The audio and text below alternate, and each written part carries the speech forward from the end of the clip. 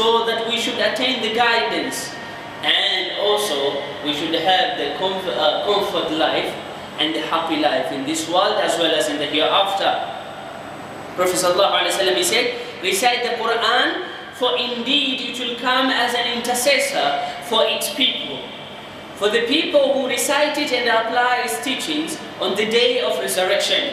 The Quran will come in the day of resurrection as one of the creation of Allah subhanahu wa ta'ala. It will come and say, Ya Rabbi, this person, he has been read me in the world, and also he was implementing me, so Ya Rabbi, please give him or bestow your mercies to him, as well as forgive his sins. And the Quran will take you, drag you to Jannah. And it will be a vice versa case to those who don't learn it, or to those who don't implement it in their lives. Prophet ﷺ, he mentioned again, he said, the best among you is he who learns the Quran and teaches it to others. And also Prophet ﷺ, he said in another narration, verily, through this book, Allah raises certain people, and through it, He lowers others. This is Quran, which Allah subhanahu wa ta'ala, He sent it to the humanity through Prophet ﷺ. It is the book that has confuted poets, silenced philosophers, struck down the most eloquent of people, and amazed scholars, and it also the book which left speechless the wise. Allah subhanahu wa ta'ala, He said in chapter 17, verse number 9, إِنَّ هَذَا الْقُرْآنَ يَهْدِي لِلَّتِي هِيَ أَقْوَمُ. He said, verily this Quran guides to that which is most just and right. This is the book of Allah subhanahu wa ta'ala, which Prophet sallallahu alayhi wa sallam, he came with in this world. Muhammad, the truthful one. Muhammad sallallahu alayhi wa sallam, he was known by this name, the truthful one. And if we start measuring the truthfulness of the Prophet sallallahu alayhi wa sallam, it cannot be compared with any other person in this world. No person in this world can be compared in terms of truthfulness of the Prophet sallallahu alaihi wasallam. Prophet sallallahu alaihi wasallam, he wasn't a person who lied in any way, in his words as well as in his actions. Prophet sallallahu alaihi wasallam, he was truthful.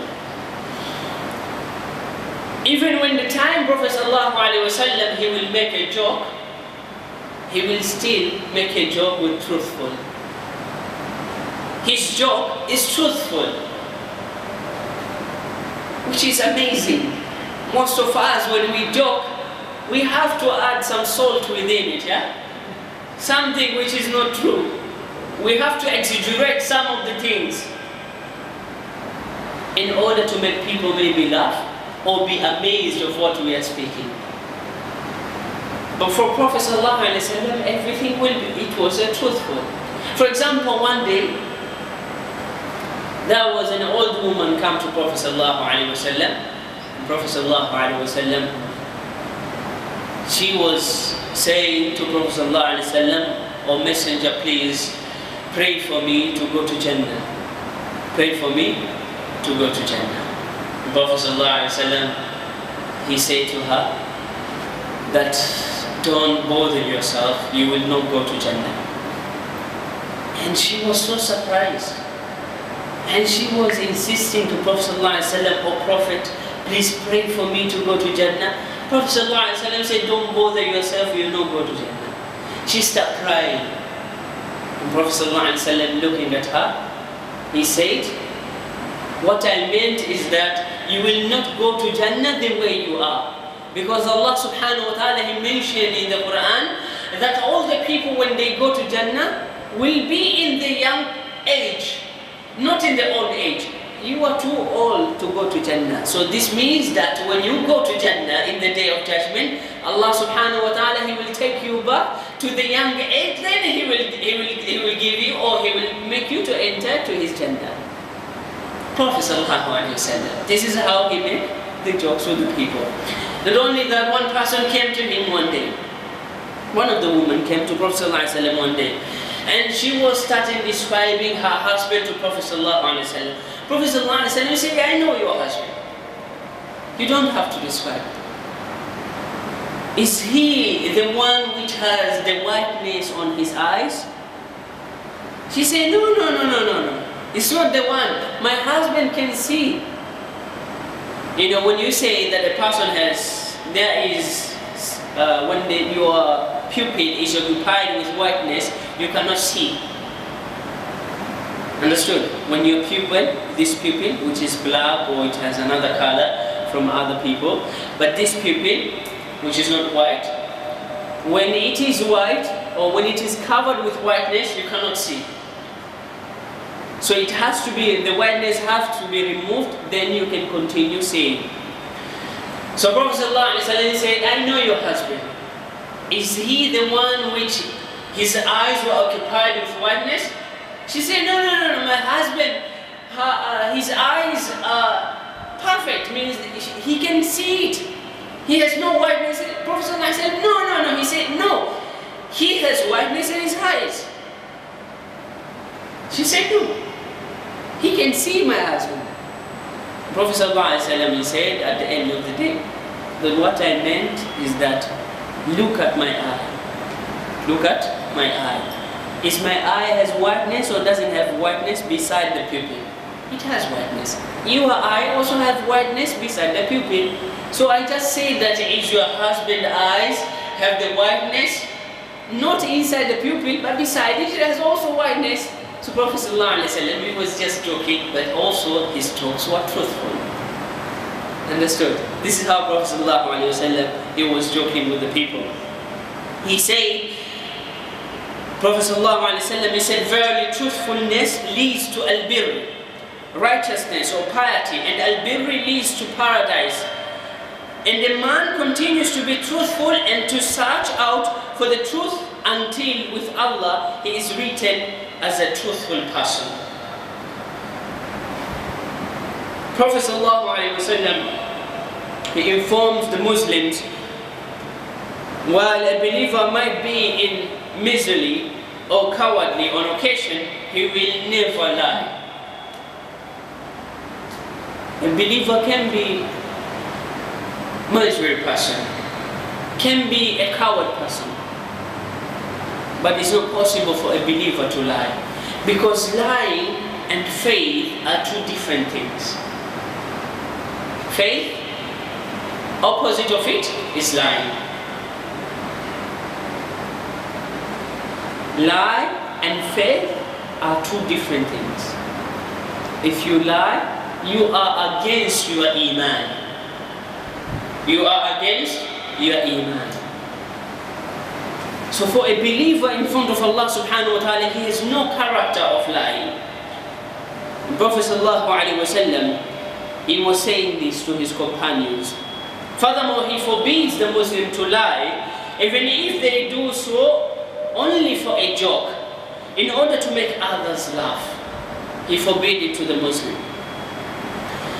It is enough to approve the truthfulness of the Prophet ﷺ when we see that Allah subhanahu wa ta'ala himself, he chose Prophet ﷺ to be a person who will speak the words of Allah subhanahu wa ta'ala. It is enough. If Allah subhanahu wa ta'ala trusts Prophet ﷺ, then who else to come and say that Prophet ﷺ is the liar? If the creator of everything, he's trusting Prophet ﷺ, revealing his words to him, because he knows exactly that he cannot add anything or delete anything from the words of Allah subhanahu wa ta'ala. Prophet ﷺ, his truthfulness was occupied, and it was in all occasions. All occasions. When he is happy, he will talk the truthful. When he is angry, he will speak the truth. Not only that, Prophet ﷺ, when he is doing business, he will speak the truthful. When Prophet ﷺ, he is in seriousness, he will do the truth. He will speak the truthful. When he is not in the serious or joking, also he will speak the truthful. When he is with his family, he will speak the truthful. When he is with his companions, he will speak the truthful. Prophet ﷺ, he was a truthful person. If truthfulness, it is a person, then that person is Prophet ﷺ. If truthfulness, it is a person, then Prophet ﷺ is that person. In fact, Prophet ﷺ, he couldn't lie even by his actions. There is a narration or an incident happened during the time of the Prophet ﷺ. And during the conquest of Mecca, the Prophet ﷺ issued a universal pardon to his enemies, with the exception of few men. So he forgave some of the people, and there are some of the few people that he didn't forgive them. And Prophet ﷺ, he said, men who had, these men who were not granted the pardonness of the Prophet ﷺ, they were the men who had especially been cruel, evil, and brutal in their enmity they showed towards Muslims. Such men, the Prophet ﷺ, he announced it during the time of the conquest that they are supposed to be killed. If they are found clenching the clothes of the Kaaba, just kill them, don't feel mercy on them. And among of these men, he was Abdullah ibn Sa'ad ibn Abi as-Sahl. So Abdullah ibn Sa'ad knew he was wanted, and he went into hiding. He appealed to Uthman ibn Affan for help, agreed to help him. Uthman, he agreed to help him. Then after that, Uthman, he took Abdullah ibn Sa'ad to Prophet ﷺ. And when he reached in front of the Prophet ﷺ in order to place the allegiance to Prophet ﷺ, and he said, "O Messenger of Allah, accept the allegiance of Abdullah." Abdullah offered his hand 3 times to Prophet ﷺ. And Prophet ﷺ, he didn't accept his hand. He placed his hands at the back. And Prophet ﷺ, he held back his hand, and instead, simply, he fixed his gaze on Abdullah. He was just looking at him. So Abdullah, he was giving the hand to Prophet ﷺ, and he was just looking at him. And he put his hand at the back. Then the 4th time, when he placed the allegiance to Prophet ﷺ, Abdullah ibn Sa'ad, and Prophet ﷺ, he accepted. Then Prophet ﷺ, he said to his companions, "Was there not a sensible man among you who, upon seeing me, restrained my hand from accepting his pledge, could have killed him? That you have seen me, I was putting my gaze steady in front of him, and I put my hands at the back. I don't want to accept his pledge because he's a wanted man. Is there any man who didn't come up and start and kill him?" And then the companions, they replied to him. They said, "We did not know what you were thinking when you held your hand back. O Messenger of Allah, should you not have signaled to us by winking your eye?" This means that they were waiting for signals. For example, like something like this. This is a winking of an eye. So he is in front of him, and he said to his companions like this. Prophet ﷺ, he said to them,